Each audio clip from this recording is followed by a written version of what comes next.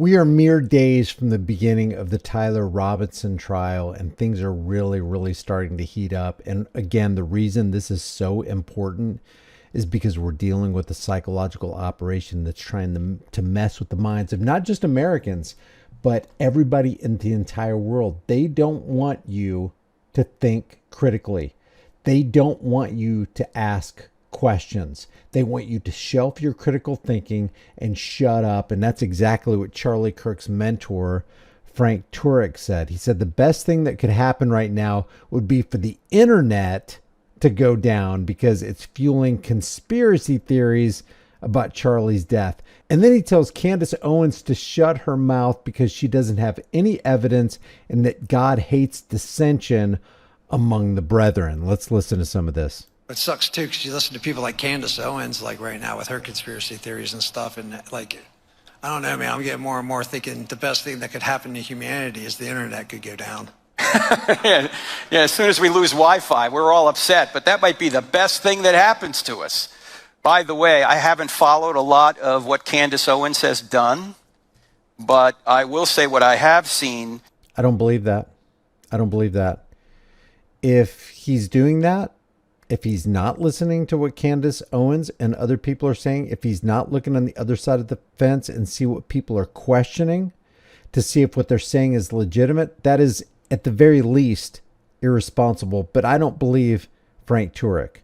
Frank Turek, as we've seen, has already contradicted himself on several occasions, along with the testimony of Andrew Colvett and MIKEY McCoy and TPUSA and Rob McCoy. This is all starting to really stink of something very, very rotten in Denmark, but Frank Turek is not done. There's a difference between a possibility and evidence for a possibility. You can speculate on anything you want, but unless you have evidence, shut up. Really? Like, why aren't you shutting up about the official story? Tyler Robinson, disgruntled about the message of Charlie Kirk, goes out to take revenge for himself, disassembles a rifle, climbs up on top of the building, assembles the rifle, zeroes the scope, disassembles it, takes the shot, disassembles the rifle, leaves the screwdriver on the roof, gets down off the roof where it looks like he doesn't even have a rifle, and then reassembles the rifle without the screwdriver he used to disassemble the rifle, wraps it in a towel, throws it into the wooded area, takes time out of his busy schedule fleeing the crime scene to text his lover to tell the FBI exactly what's happening because Tyler is a 4.0 student. He aced the ACT. He's in the 99th percentile. Basically, this guy's a genius. And this genius thought it would be a good idea to type out on the always monitored internet, always monitored by the intelligence agencies, including the FBI, exactly what he did, where he threw the gun. Even gives the FBI a motive. So is that what you're talking about, Frank? In reality, aren't you telling yourself and everybody else at TPUSA to shut up and stop parroting the official government story? Okay, because all you're doing is causing dissension among the brothers. You can speculate on anything you want, but unless you have evidence, shut up. Okay, because all you're doing is causing dissension among the brothers, which is something the Lord hates.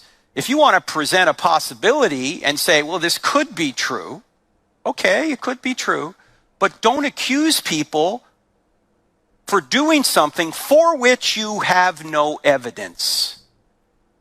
I heard today, I guess I hadn't seen it myself, but I heard today she was judging people who didn't act the right way. I don't know if has anyone seen this video? She, according to Candace Owens, these people did not act the right way after Charlie's death. So without evidence that Candace actually said it, he said, well, I haven't seen it yet, but I heard this is what was happening. So without evidence that Candace Owens actually said it, he's doing the very thing that he just criticized everybody else for doing without evidence. Way to go, Frank. We can really trust you, buddy. My friend MIKEY McCoy, the brilliant 24-year-old who at the time when Charlie was shot was 23 and was a hero that day. The great Mikey McCoy. He's brilliant. He's a hero. He apparently didn't act the right way, according to Candace Owens. He didn't act normal. Newsflash. You mean according to the person who told you what Candace Owens said? You hypocrite. There is no normal when you're in shock. There is no normal when an abnormal thing happens. Some people are going to act one way, other people are going to act another way. Yeah, like if you think there's a shot, everybody ducked and ran for cover. Not Mikey. He immediately got on the phone before Charlie's body hit the floor, turned without any apparent concern for Charlie, and just walked away with the phone stuck to his ear as everybody else is scrambling and ducking and hoping they don't get shot. It's almost like Mikey knew he wouldn't get shot. Not only is he the great Mikey McCoy, the brilliant Mikey McCoy, he's the prophetic Mikey McCoy, because he knows what's going to happen or won't happen before it does or doesn't happen. You don't know how you would react. I didn't know how I would react. The only reason that I did what I did is because I thought about it beforehand. I was afraid somebody would take a shot at Charlie, and I thought to myself, if it does happen, what am I going to do? Decide now. And what I wanted to do would do anything I could to save him. That's not what you did. You ran away. You ducked. You went behind the tent. In that sense, if it had to happen, I was glad I was there, because now I know there's nothing I could have done. Nobody could have done anything. He was gone already. We learned that later when we got, looking at him, I thought he was gone, but it was verified when we got to the hospital. But don't say that because I'm observing, psychologists know you can't even get in somebody's head when they're on the couch. And yet you're going to judge people on video from afar? Save it. You're adding pain to people who had enough pain. Next time I'll tell you what I really think. And before Candace released her last video, the suspicious folks over at TPUSA thought that they would head this off and address the Mikey McCoy issue. We got to do a little addressing of a video that went viral this weekend, and it's a video of Charlie's chief of staff. We made the decision that we wanted to address this head on because, candidly, there's so much intrigue, and I'm gonna do a generous thing. The intrigue is because people care about Charlie. Okay, so that part I understand. You're more generous than I'd be. Yes, and that's fine. And I am going to give you the floor here now, Blake, because you were there and you actually interacted with Mikey. You were with Mikey. You left the scene and then connected with Mikey. So explain what the video is. All right, I'm not going to set the scene. I'm not going to wallow in it at length, but people have. It's gone viral and people have asked us to address it, and we're going to do so briefly. The video, without going way into it, is by, I can't even remember the guy's name. Someone made a video that is attacking Mikey, Charlie's friend, Charlie's chief of staff, a guy all of us know, a guy who we've seen on the show here the last few weeks. They are attacking him, claiming, based on a few seconds of clips, that he allegedly has like a nonchalant or calm reaction to Charlie's murder. And I'm just... That's not the claim. Those are the facts. And by the way, where's Mikey? Why isn't Mikey in studio to answer for himself? I'm just going to be blunt about this. This is a extremely disgusting attack. And I can speak to that because I was there when it happened and I was next to Mikey when it happened. And what I can say is, I can't say every single thing that happened, but I want to talk about this specific narrow thing. That the shooting occurs. I am next to Mikey. Both of us hear a loud crack. We both turn. We both see Charlie, who has been shot. Both of us, I think at about the same time. No, not true. You both turn. Mikey immediately did this. He had his phone down here, went like this before Charlie hit the floor. And realize that means there is a shooter who is on the scene. And, you just hear the crack, so you don't know, Did it come from far away? Did it come from close? Is there a mass shooter unfolding right now? So I and him both had the reaction of, let's get out of here before we're both shot. That is not us abandoning Charlie. Charlie had a security team. They all leapt immediately into action. No, you abandoned Charlie. You did. And they got Charlie out of there. If you run away from Charlie, you abandon Charlie. Which was what their job was to do. My job was not to get in the way and screw this up because like I had to be a hero. That was not my job. I remember even running past, both of us going past the SUV that we came in on, and me thinking, should I get in that car? And then thinking, no, that's a really stupid thing to do. But Mikey wasn't running. He was nonchalantly walking while he was on the phone. And then I kept going. So I was not with Mikey, or I don't remember being with him. I think I was ahead of him as we left. And then we get out, and I run for, can't have been more than 15 or 20 seconds. And then I realized there hasn't been another shot, so the shooter has likely been detained or stopped or something, not in immediate danger. I pause, I look around me, and I see Mikey. And I see Mikey there. And truthfully, I will never forget what I saw, because I've seen Mikey almost every day for the past 2 years. I know his personality very well. He's a very bubbly guy. He's a very happy guy almost all of the time. And I'll never forget what I saw, because it was clear in the moment that he was profoundly freaked out. What I'll always remember is the way his lip was quivering, which I'd never seen before. Mikey was the opposite of profoundly flipping out. And you very rarely see from someone that... Nothing this guy's saying is lining up with what we see in the video. He was freaking out. And then I think he literally said to me, I might be imagining this, but I think what he literally said was, he was looking around, and then he says, I need to call Erica. And then he takes his phone, and he begins calling Erica. And I don't want to disclose how that call He never dropped the phone. He stayed on the phone. He wasn't according to the video, he was not having a conversation with this guy. He wasn't having a conversation with Blake. He stayed on the phone, nonchalantly walking while everybody else is ducking for cover and running and freaking out. Mikey is not freaking out. But he did that. Your mind extends all of this, but that is happening within a minute of all of this occurring. I remember he calls Erica. Around the same time, I pull out my phone and I call my mom just to say, Mom, there's been a shooting. You're going to see it on the news. I'm okay. Pray for me. I've got to go. And I remember that call.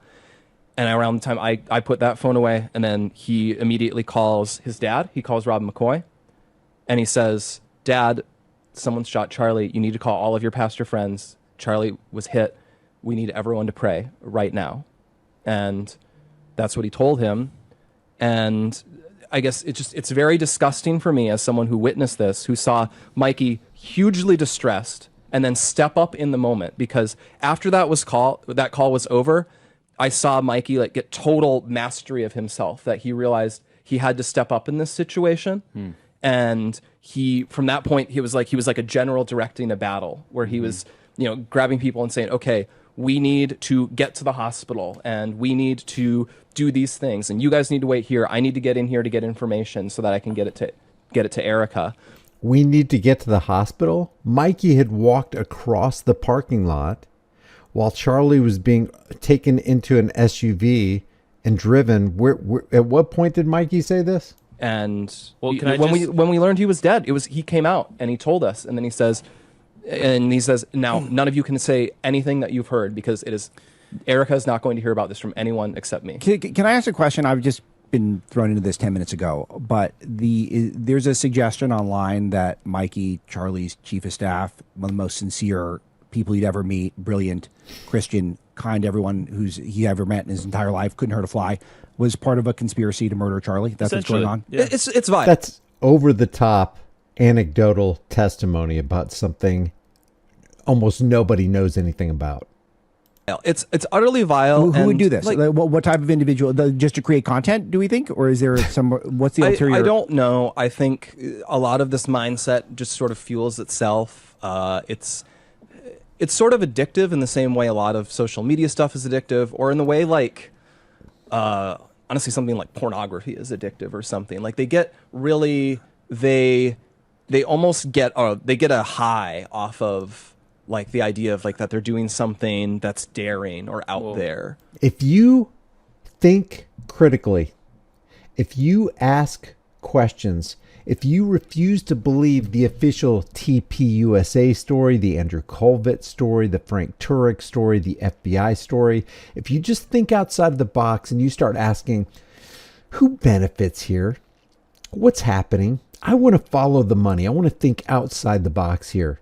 Then you are equated by Blake as being like someone who's an addict, like addicted to porn. I mean, you've got a serious problem, buddy, if you're not believing this official story, if you're asking questions, if you're pointing out anomalies and abnormal situations and people acting abnormally and not appropriate for this particular situation. Yeah, and I want to make one other point though. And this is actually to your point. You saw Mikey do heroic things that day. I saw Mikey do heroic things. I was not on site, but I immediately flew to Utah. We got a plane. I mean, it's not something that I'm used to, but it was like my wife went with me. We went straight over. I knew I needed to be with Erica and the team immediately just because, you know, I just knew. But that moment when I got the news, I was so shell-shocked. I was not even there, but I was immediately traumatized. My brain fries like an egg. Mikey wasn't. Mikey wasn't at all shell-shocked. It doesn't even look like Mikey was bothered at all. He couldn't even be bothered to duck or fear for his life. Can't see straight. I can't think straight. All I knew is that, like, what's happening? My wife came in. She, like, hugged me. We started crying together. And I can't even remember those moments very clearly. I wasn't even there. Mikey was two Mikey's steps talked away, about that. And I asked him, I was like, do you even remember the moments after? He's like, I can't even really remember. I know I called Erica. I know I called my wife. Why are they talking about this without Mikey present? Don't we want to hear Mikey's testimony? How about Mikey come to a TPUSA event, take a mic, and take a bunch of questions from the crowd? Mikey, why did you act like this? You know, your guys at TPUSA said you acted like this, but you had the phone to your head before Charlie even hit the ground. I know I called my dad. I can't even really remember the steps I took. But here's the last thing I want to make a point of. And Charlie had given me similar instructions along the years. Said, if anything ever happens to me, you call Erica. Yeah, that's the other thing. And he drilled that into Mikey's brain so that when this moment of trauma happened, call her before I hit the ground. I mean, if I get shot, before I hit the ground, make sure you call Erica. What? That he turned around and he knew he had to do it. And by the way, last thing, because this is part of the video allegations here, is that they think they're alleging that he was on the phone immediately. He was not. He was taking social videos, which he would send to our group chat, which we would then put on Charlie's social while the event was happening, so you could see like the crowd come in or his interactions. And we were only two questions. He was not taking video. Because if you take video, you have two dedicated phones. If you have a phone that's taking video, the other phone is taking phone calls exclusively, so that while you're taking that video, you aren't interrupting the feed by taking the call. He wasn't taking video. He was on the phone. He was doing texting. He was doing this with his thumbs. You can see that clearly from the video evidence. And as soon as Charlie got shot, boom. This is what happened. And that phone stayed on his ear as he walked away casually. Questions into this event. So he was still getting it out to all the chats he needed to do, which he did at every event. He turns around, and it was so blaringly loud, I'm told. You would know this better than I, but this is what I'm told. It was so blaringly loud, and he was so shell-shocked. He put his fingers in his ear, but his phone was still in his hand. Did these people not realize that we have access to the video? He walks away, and he's... not even walk. I want to... Because people are talking about... Not even walk. Definitely walk. Definitely walk. They're lying about everything. That... The way it was is we had a cordoned off area with grates, so you had controlled access. All the people, when this happens, they all get the idea we should leave before we are shot, and so there's a little narrow gap that I think people, it's not really walking. It's that everyone has to slow up to get through this little narrow choke point to get out of the area. And anyways, well, the point is he walks briskly. I don't even care if he's walking, running, whatever, because It wasn't even a brisk walk. It was just walking. again, the most traumatic thing you could imagine had just happened to him. My brain fried. I cannot imagine what was going through your guys' head being on the scene and seeing it and knowing, again, the security guys are jumping in. He turns and like I'm telling you, Mikey that day turned into a general on a field, marshaling the troops going. But like for a second there, obviously he didn't know what to do. And then he clicked into gear eventually. He did. It was amazing. Mikey was a heroic figure on that day. And I really want anyone who finds like these narratives attacking him to be remotely credible to really, really stop and think about what you are doing. Because what you are doing is bad and it is gross and it is a choice. And it's a choice you shouldn't make. So Mikey was the general. He's amazing. He's brilliant. He's a genius. But you, because you question the official TPUSA FBI story, you're a porn addict. Leave your thoughts about this for the world and the global thought police in the comments section below, and I'll see you in the next video.